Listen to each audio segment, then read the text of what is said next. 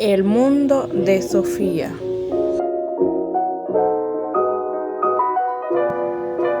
Capítulo 8. Platón. Una añoranza de regresar a la verdadera morada del alma. A la mañana siguiente Sofía se despertó de golpe. Solo era un poco más de las 5, pero se sentía tan despejada que se sentó en la cama. Porque llevaba el vestido puesto. De repente recordó todo. Sofía se subió a un escabel y miró el estante superior del armario. Pues sí, allí estaba la cinta de video. Entonces no había sido un sueño, al menos no todo. Pero no podía haber visto a Platón y a Sócrates. Ya no tenía ganas de pensar más en ello. Quizás su madre tuviera razón en que estaba un poco ida últimamente. No consiguió volverse a dormir. Quizás debería bajar al callejón a ver si el perro había dejado otra carta. Sofía bajó la escalera de puntillas, se puso las zapatillas de deporte y salió al jardín. Todo estaba maravillosamente luminoso y tranquilo. Los pajarillos cantaban con tanta energía que Sofía estuvo a punto de echarse a reír. Por la hierba se deslizaban las minúsculas gotas de cristal del rocío de la mañana. Una vez más, se le ocurrió pensar que el mundo era un increíble milagro. Se notaba humedad dentro del viejo seto. Sofía no vio ningún sobre nuevo del filósofo, pero de todos modos se contó con muy grande y se sentó. Se acordó de que el Platón del video le había dado unos ejercicios. Primero, algo sobre cómo un pastelero era capaz de hacer 50 pastas totalmente iguales. Sofía tuvo que pensarlo mucho, porque le parecía una verdadera hazaña poder hacer 50 pastas iguales. Cuando su madre alguna que otra vez hacía una bandeja de rosquillas berlinesas, ninguna salía completamente idéntica a otra. Claro, que no era una pastelera profesional, pues a veces lo hacía sin mucha dedicación. Pero tampoco las pastas que compraban en la tienda eran totalmente iguales entre sí. Cada pasta había sido formada por las manos del pastelero, ¿no? De pronto se dibujó en la cara de Sofía una astuta sonrisa. Se acordó de una vez en que ella y su padre habían ido al centro, mientras la madre se había quedado en casa, haciendo pastas de Navidad. Cuando volvieron se encontraron con un montón de pastas a la pimienta, con forma de hombrecitos extendidos por toda la mesa de la cocina. Aunque no eran todos iguales de perfectos, sí que eran de alguna manera totalmente iguales. ¿Y por qué? Naturalmente, porque la madre había utilizado el mismo molde para todas las pastas. Tan satisfecha se sintió Sofía de haber acordado de las pastas a la pimienta que dio por acabado el primer ejercicio. Cuando un pastelero hace 50 pastas completamente iguales, es porque utiliza el mismo molde para todas. Ya está. Luego, el Platón del video había mirado directamente a la cámara y había preguntado por qué todos los caballos son iguales. Pero eso no era verdad. Sofía diría más bien lo contrario, que no había ningún caballo totalmente idéntico a otro, de la misma manera que no había dos personas completamente iguales. Estuvo a punto de renunciar a solucionar este ejercicio, pero de pronto se acordó de cómo había razonado con las pastas a la pimienta. Al fin y al cabo, tampoco las pastas eran totalmente iguales. Algunas eran más gorditas que otras y otras estaban rotas. Y sin embargo, para todo el mundo estaba claro que de alguna manera eran iguales. Quizá la intención de Platón era preguntar por qué un caballo era un caballo y no algo entre caballo y cerdo. Porque aunque algunos caballos fueran pardos como los osos y otros blancos como los corderos, todos tenían algo en común. Sofía no había visto jamás, por ejemplo, un caballo con 6 o 8 patas. Pero ¿no habría querido decir Platón que lo que hace todos los caballos idénticos es que han sido formados con el mismo molde? Luego, Platón había hecho una pregunta muy importante y muy difícil. ¿Tiene el ser humano un alma inmortal? Sofía no se sentía capacitada para contestar a esa pregunta. Solo sabía que el cuerpo muerto era incinerado o enterrado, y que así no podía tener ningún futuro. Si uno opinaba que el ser humano tenía un alma inmortal, también tenía que pensar en que el ser humano está compuesto por dos partes totalmente distintas: un cuerpo, que al cabo de algunos años se agota, se destruye, y un alma que opera más o menos independientemente del cuerpo. La abuela había dicho una vez que era solo el cuerpo el que envejecía. Interiormente había sido siempre la misma muchacha. Lo de muchacha condujo a Sofía a la última pregunta. ¿Los hombres y las mujeres tienen la capacidad de razonar? No estaba ella muy segura. Dependía de lo que Platón quisiera decir con razonar. De pronto se acordó de algo que había dicho el profesor de filosofía sobre Sócrates. Sócrates había señalado que todos los seres humanos pueden llegar a entender las verdades filosóficas si utilizan su razón. Pensaba además que un esclavo tenía la misma capacidad de razonar que un noble para poder solucionar preguntas filosóficas. Sofía estaba convencida de que Sócrates habría dicho que mujeres y hombres tienen la misma capacidad de razonar. Sentada meditando, oyó de repente ruidos en el seto y alguien que respiraba como una máquina de vapor. Al instante apareció en el callejón el perro amarillo. Llevaba un sobre grande en la boca. ¡Hermes!, exclamó Sofía. ¡Muchas gracias! El perro dejó caer el sobre en las rodillas de Sofía, que estiró la mano para acariciarlo. «Hermes, buen perro», dijo. El perro se tumbó delante de ella y se dejó acariciar, pero al cabo de unos minutos se levantó y se dispuso a desaparecer entre el seto por el mismo camino por el que había llegado. Sofía le siguió con el sobre amarillo en la mano. El perro se giró un par de veces gruñendo, pero Sofía no se dio por vencida. Encontraría al filósofo aunque tuviera que correr hasta Atenas. El perro apresuró el paso y pronto se metió por un estrecho sendero. También Sofía aumentó la velocidad, pero cuando había corrido durante un par de minutos, el perro se paró y se puso a ladrar como un perro guardián. Sofía no se dio por vencida todavía y aprovechó la oportunidad para acercarse aún más. Hermes siguió a toda prisa por el sendero. Sofía tuvo que reconocer finalmente que no era capaz de alcanzarlo. Durante un largo rato se quedó parada escuchando cómo se alejaba. Al final todo quedó en silencio. Sofía se sentó sobre un tocón delante de un pequeño claro en el bosque. En la mano tenía un sobre grande. La abrió, sacó varias hojas escritas a máquina y empezó a leer. La Academia de Platón. Qué bien lo pasamos juntos, Sofía. En Atenas, quiero decir. De esa forma, al menos me he presentado.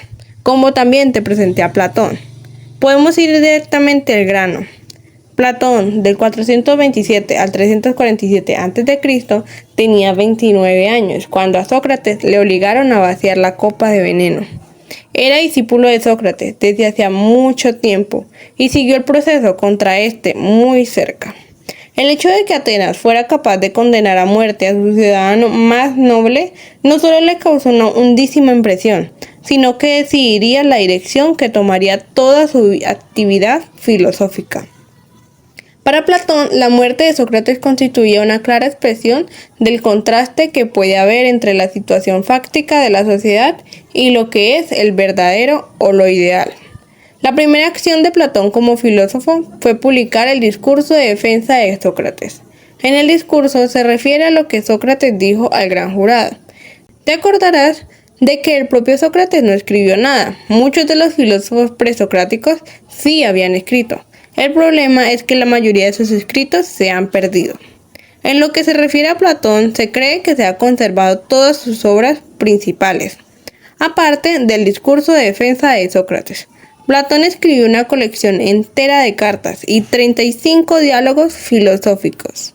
El hecho de que estos escritos hayan sido conservados se debe en gran parte a que Platón fundó su propia escuela de filosofía fuera de Atenas. La escuela estaba situada en una arboleda que debía su nombre al héroe mitológico griego Academón. Por lo tanto, la escuela de filosofía de Platón adquirió el nombre de Academia. Desde entonces se han fundado miles de academias por todo el mundo. Incluso hoy hablamos de los académicos y de materias académicas. En la Academia de Platón se enseñaba filosofía, matemáticas y gimnasia, aunque enseñar No sea quizás la palabra adecuada, ya que también en la Academia de Platón la conservación viva era lo más importante, por lo tanto no es casualidad que el diálogo llegara a ser la forma escrita de Platón. Lo eternamente verdadero, lo eternamente hermoso y lo eternamente bueno. Al principio de este curso de filosofía te dije que a menudo resulta muy útil preguntarse a uno mismo cuál es el proyecto de un determinado filósofo. De modo que ahora pregunto, ¿qué era lo que Platón le interesaba averiguar ante todo? Resumiendo mucho, podemos decir que a Platón le interesaba la relación entre lo eterno y lo inalterable, por un lado, y lo que fluye por el otro. Es decir, exactamente igual que a los presocráticos. Luego dijimos que los sofistas y Sócrates abandonaron las cuestiones de la filosofía de la naturaleza para interesarse más por el ser humano y la sociedad. Sí, eso es verdad. Pero también los sofistas y Sócrates se interesaban en cierto modo por la relación entre lo eterno y lo permanente, por un lado, y lo que fluye por el otro. Se interesaron por esta cuestión en lo que se refiere a la moral de los seres humanos y a los ideales o virtudes de la sociedad. Muy resumidamente se puede decir que los sofistas pensaban que la cuestión de lo que es bueno o malo es algo que cambia de ciudad en ciudad, de generación en generación. Es decir, que la cuestión sobre lo que es bueno y malo es algo que fluye. Sócrates no podía aceptar este punto de vista y opinaba que había unas reglas totalmente básicas y eternas para lo que es bueno y lo que es malo. Mediante nuestra razón podemos todos los seres humanos llegar a conocer esas normas inmutables, pues precisamente la razón de los seres humanos es algo eterno e inmutable. ¿Me sigues, Sofía? Estamos llegando a Platón. A él le interesaba lo que es eterno e inmutable en la naturaleza y lo que es eterno e inmutable en cuanto a la moral y a la sociedad. De hecho, para Platón estas son una misma cosa. Intenta captar una propia realidad, eterna e inmutable, y a decir verdad, precisamente para eso tenemos a los filósofos. No están para elegir a la chica más guapa del año, ni los tomates más baratos del jueves, razón por la cual no son siempre tan famosos. Los filósofos suelen fruncir el ceño ante asuntos tan vanos y tan de actualidad. Intentan señalar lo que es eternamente verdadero, eternamente hermoso, eternamente bueno. Con esto tenemos al menos una vaga idea del proyecto filosófico de Platón. A partir de ahora miraremos las cosas una por una. Intentaremos entender un razonamiento que dejó profundas huellas en toda la filosofía europea posterior. El mundo de las ideas. Tanto Empedocles como Demócrito habían señalado que todos los fenómenos de la naturaleza fluyen, pero que, sin embargo, tiene que haber algo que nunca cambie. Las cuatro raíces de todas las cosas, o los átomos. Platón sigue este planteamiento, pero de una manera muy distinta. Platón opinaba que todo lo que podemos tocar y sentir en la naturaleza fluye. Es decir, según él, no existen unas pocas cosas que se disuelven. Absolutamente todo lo que pertenece al mundo de los sentidos está formado por una materia que se desgasta con el tiempo, pero a la vez todo está hecho con un eterno e inmutable. ¿Lo entiendes? No, porque todos los caballos son iguales, Sofía. A lo mejor piensas que no lo son en absoluto, pero hay algo que todos los caballos tienen en común. Algo que hace que nunca tengamos problemas para distinguir un caballo de cualquier otro animal. El caballo individual fluye, claro está. Puede ser viejo, cojo y con el tiempo se pondrá enfermo y morirá. Pero el molde de caballo es eterno e inmutable. Esto quiere decir que para Platón lo eterno y lo inmutable no es una materia prima física. Lo que es eterno e inmutable son los modelos espirituales o abstractos, a cuya imagen todo está moldeado. Déjame precisar, los presocráticos habían dado una explicación más o menos razonable de los cambios de la naturaleza, sin tener que presumir que algo cambia de verdad. En medio del ciclo de la naturaleza, hay algunas partes mínimas que son eternas e inmutables, y que no se disuelven, pensaban ellos. Muy bien, Sofía. Digo muy bien porque no podían explicar cómo estas partes mínimas que alguna vez habían sido las piezas para construir un caballo, de pronto pueden juntarse para formar un caballo completamente nuevo. unos 3 o 400 años más tarde. O formar un elefante, por usar otro ejemplo. Lo que quiere decir Platón es que los átomos de Demócrito nunca pueden llegar a convertirse en un cocofante o un heledrilo. Precisamente esto fue lo que puso en marcha su reflexión filosófica. Si ya estás entendiendo lo que quiero decir, puedes saltarte este apartado. Para estar seguro, voy a precisar. Tienes una serie de piezas de Lego y construye con ellas un caballo. Luego lo deshaces y vuelves a meter las piezas en una caja. No puedes esperar a que surja un caballo completamente nuevo con solo sacudir la caja que contiene las piezas. ¿Cómo iban a poder las piezas arreglárselas por su cuenta para volver a convertirse en caballo? No, eres tú la que tienes que volver a construir el caballo, Sofía. Y lo logras gracias a una imagen que tienes en tu cabeza del aspecto de caballo. Es decir, el caballo de Lego está moldeado según un modelo que queda inalterado de caballo en caballo. ¿Solucionaste lo de las 50 pastas idénticas? Supongamos que caes al mundo desde el espacio y que jamás has visto una pastelería. De repente te topas con un aspecto tentador y ves sobre un mostrador 50 pastas idénticas. Supongo que te habrías roto la cabeza preguntándote cómo era posible que fueran todas idénticas. Sin embargo, puede ser que alguna de ellas careciera de algo que tuvieran las demás. Si eran figuras, puede que a una le faltara el brazo, a otra un trozo de cabeza y que una tercera tuviera a lo mejor un bulto en la tripa.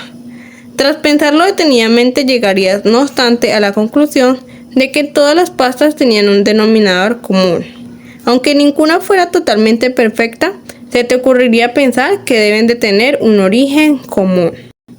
Te darías cuenta de que todas las pastas están hechas con el mismo molde. Y hay más, Sofía. Hay algo más. Ahora tendrás un fuerte deseo de ver ese molde. Esto quiere decir que para Platón, lo eterno y lo inmutable no es una materia primaria, física.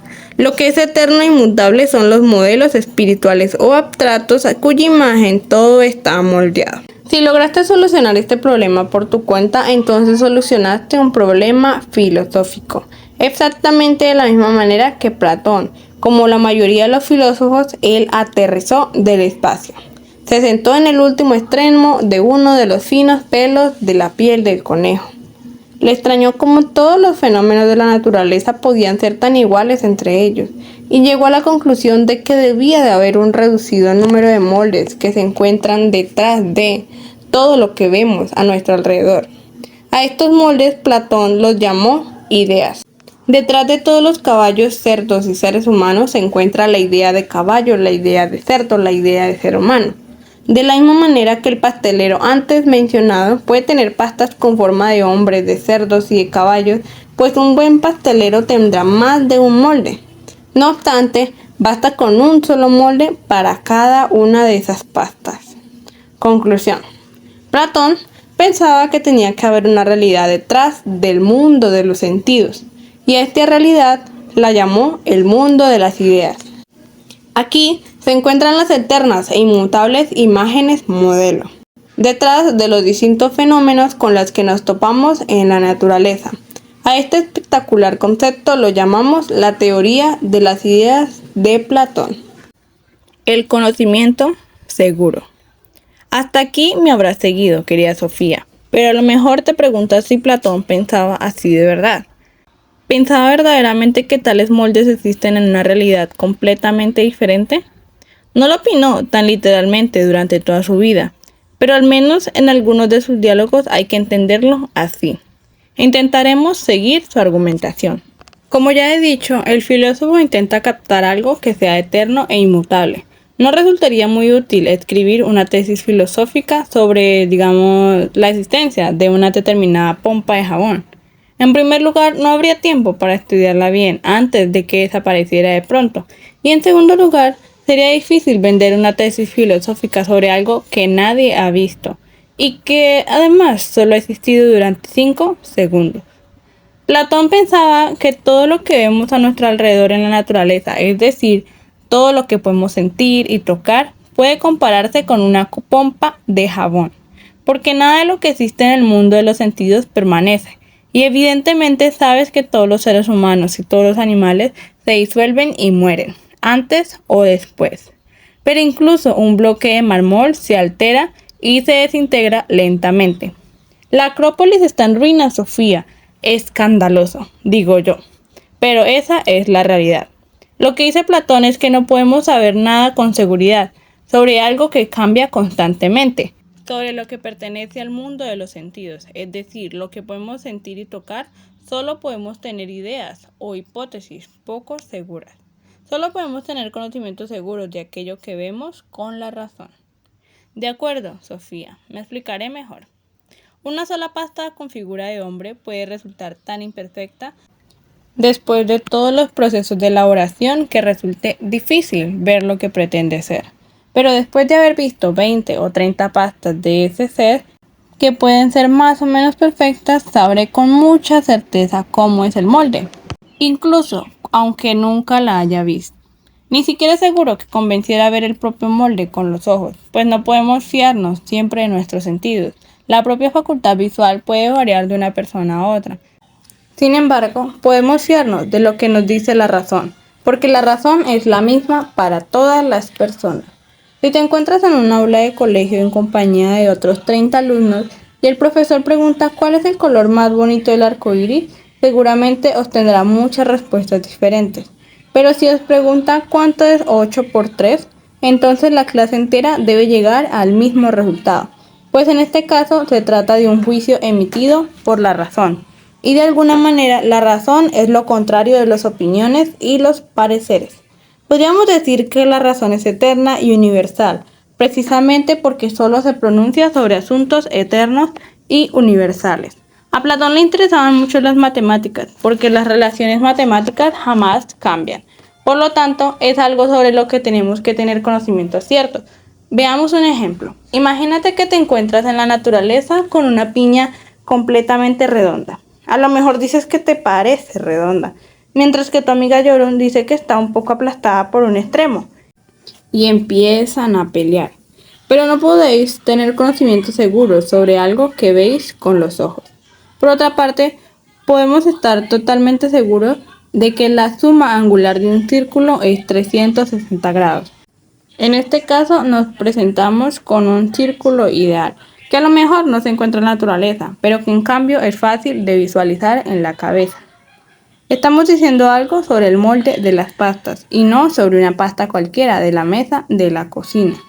Hagamos un breve resumen. Solo podemos tener ideas vagas sobre lo que sentimos, pero sí podemos conseguir conocimientos ciertos sobre aquello que reconocemos con la razón. La suma de los ángulos de un triángulo es 180 grados siempre. De la misma manera, la idea de un caballo tendrá 4 patas, aunque todos los caballos del mundo de los sentidos se vuelvan cojos. Un alma inmortal. Acabamos de ver que Platón pensaba que la realidad está dividida en dos. Una parte es el mundo de los sentidos, sobre el que solo podemos conseguir conocimientos imperfectos utilizando nuestros 5 sentidos, aproximados e imperfectos. De todo lo que hay en el mundo de los sentidos podemos decir que todo fluye y que nada permanece. No hay nada que sea en el mundo de los sentidos, solamente se trata de un montón de cosas que surgen y perecen. La otra parte es el mundo de las ideas, sobre el cual podemos conseguir conocimientos ciertos mediante la utilización de la razón. Por consiguiente, este mundo de las ideas no puede reconocerse mediante los sentidos. Es el mundo de lo que es. Por otra parte, las ideas son eternas e inmutables. Según Platón, el ser humano también está dividido en dos partes. Tenemos un cuerpo que fluye y que por lo tanto está indisolublemente ligado al mundo de los sentidos, y acaba de la misma manera que todas las demás cosas pertenecientes al mundo de los sentidos. Todos nuestros sentidos están ligados a nuestro cuerpo y son por tanto de poco fiar. Pero también tenemos un alma inmortal, la morada de la razón. Precisamente porque el alma no es material, puede ver el mundo de las ideas. Las ideas son eternas e inmutables. Ya he dicho casi todo, pero hay algo más, Sofía. Te digo que hay algo más. Platón pensaba además que el alma ya existía antes de meterse en un cuerpo. Érase una vez cuando el alma se encontraba en el mundo de las ideas. estaba en la parte de arriba del armario, junto con todos los moldes para las pastas. Pero en el momento en el que el alma se despierta dentro de un cuerpo humano, se ha olvidado ya de las ideas perfectas. Entonces algo comienza a suceder. Se inicia un proceso maravilloso. Conforme el ser humano va sintiendo las formas de la naturaleza, va teniendo un vago recuerdo en su alma.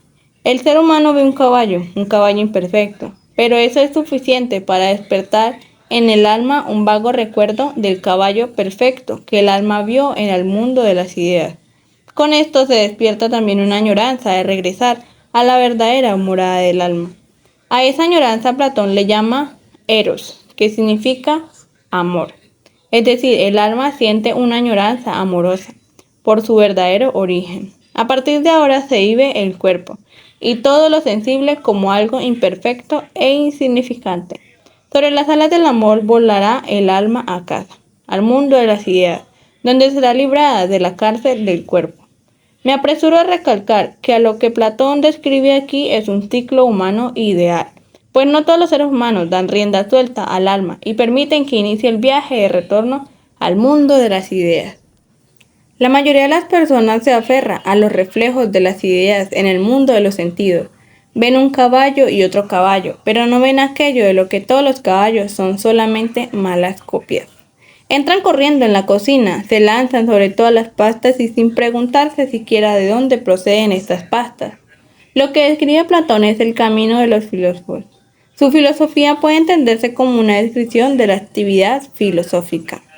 Cuando ves una sombra, Sofía, también tú pensarás que tiene que haber algo que la origina. Ves la sombra de un animal, quizás sea un caballo, piensas, sin estar de todo segura. Luego te giras y ves el verdadero caballo, que es infinitamente más hermoso y su silueta mucho más nítida que la inestable sombra del caballo. Platón opinaba que, de la misma manera que todos los fenómenos de la naturaleza son solamente sombras de los moldes o ideas eternas, no obstante, la gran mayoría de los seres humanos está satisfecha con su vida entre las sombras. No piensan en que tiene que haber algo que origina las sombras.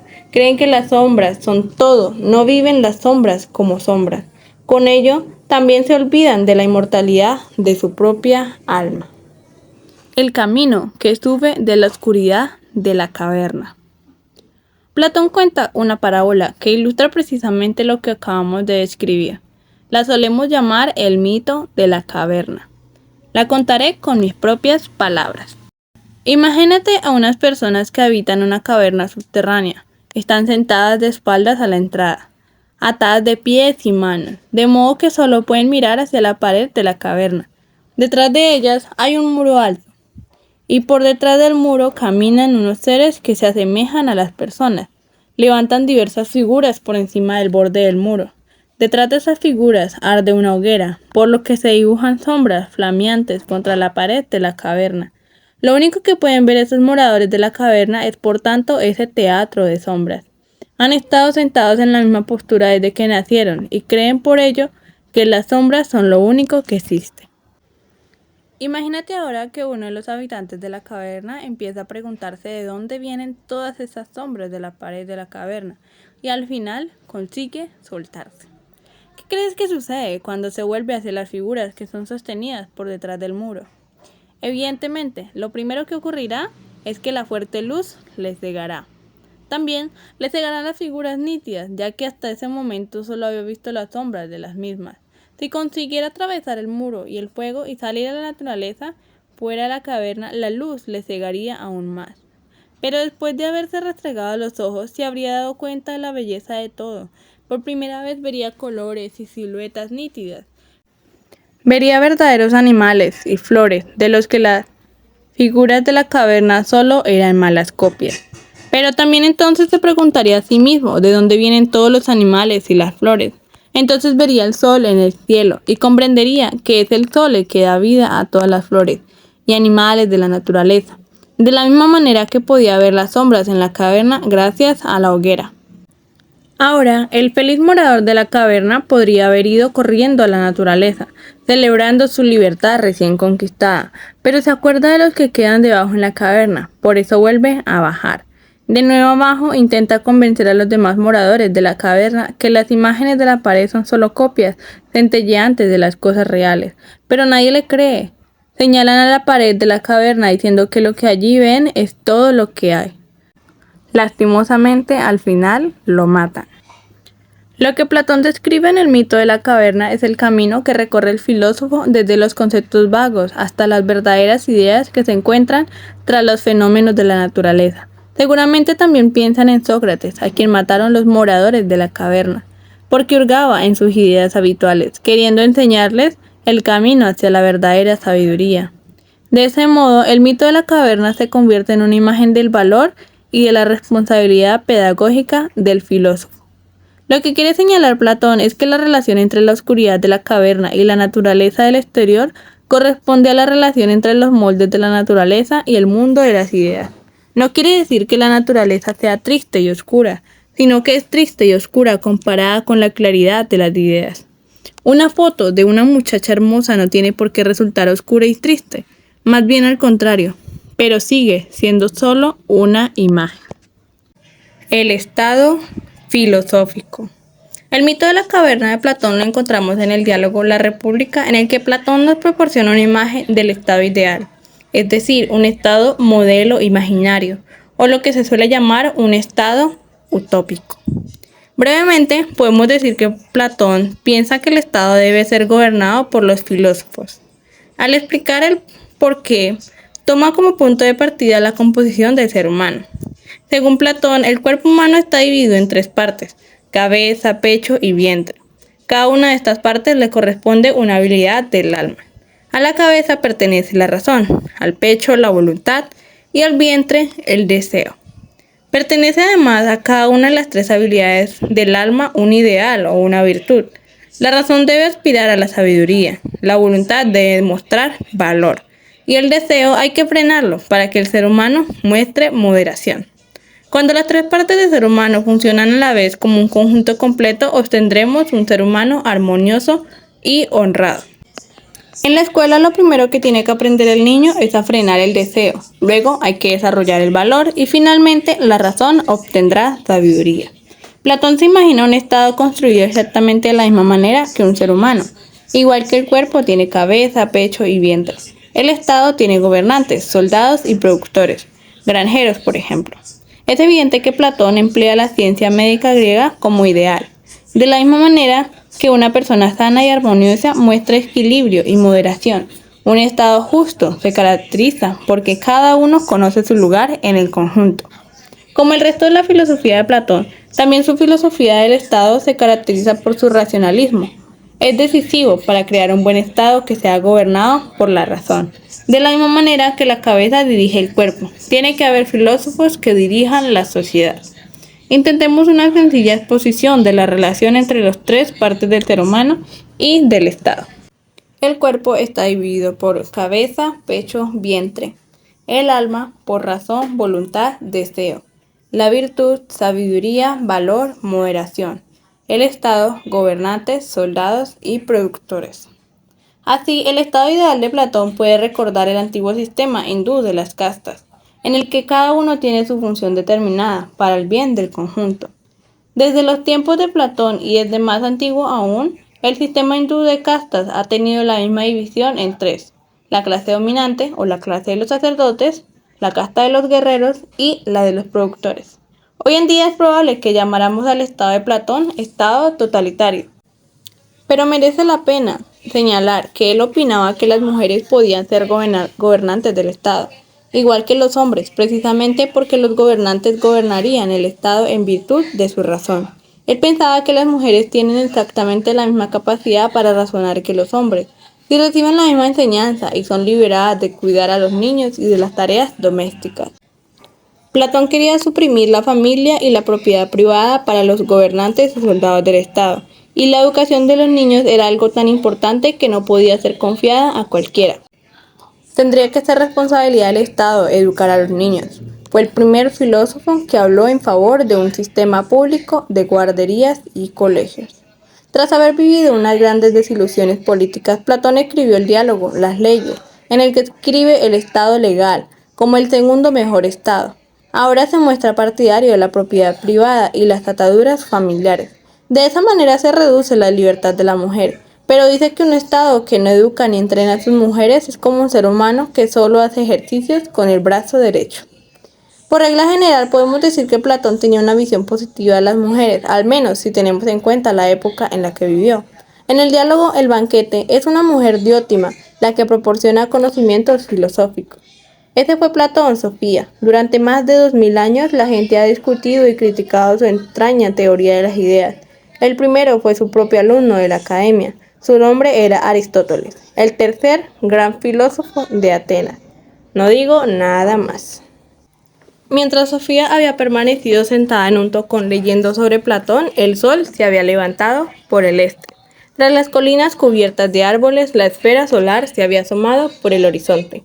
Precisamente cuando estaba leyendo que Sócrates subía de la caverna y que se arrugaba la frente por la intensa luz al aire libre. Sofía casi tenía la sensación de haber ascendido, ella misma, de una gruta subterránea. Al menos le pareció ver la naturaleza de un modo totalmente nuevo. Tras haber leído sobre Platón, se sentía como si hubiera sido daltónica, había visto sombras, pero no las ideas claras. No estaba muy segura de que Platón tuviera razón en todo lo que había dicho sobre las eternas imágenes modelo, pero le parecía un pensamiento muy hermoso en el que todo lo vivo fuera una copia imperfecta de los moldes eternos del mundo de las ideas. Porque ¿no era cierto que todas las flores y árboles, seres humanos y animales eran imperfectos? Todo lo que veía a su alrededor era tan bonito y estaba tan vivo que tuvo que restregarse los ojos. Pero nada de lo que veía permanecería, y sin embargo dentro de 100 años estarían aquí de nuevo las mismas flores y animales. Aunque cada flor y cada animal fueran en cierto modo borrados y olvidados, alguien se acordaría de qué aspecto tenía todo. Sofía miró fijamente la obra de la creación. De repente una ardilla saltó sobre el tronco de un pino, dio un par de vueltas antes de desaparecer entre las ramas. A ti te he visto antes, pensó Sofía. Naturalmente sabía que no era la misma ardilla que había visto en la otra ocasión, pero sí el mismo molde. A lo largo, Platón tenía razón en que ella había visto una vez la ardilla eterna, en el mundo de las ideas, antes de que su alma se fuese a morar en un cuerpo. ¿Podría ser que hubiera vivido antes? ¿Había existido su alma antes de tener que llevar un cuerpo a rastras? ¿Sería verdad que llevaba dentro un lingote de oro, una joya, por la que no pasaba el tiempo? Es decir, un alma que le seguiría viviendo cuando su cuerpo un día envejeciera y muriera.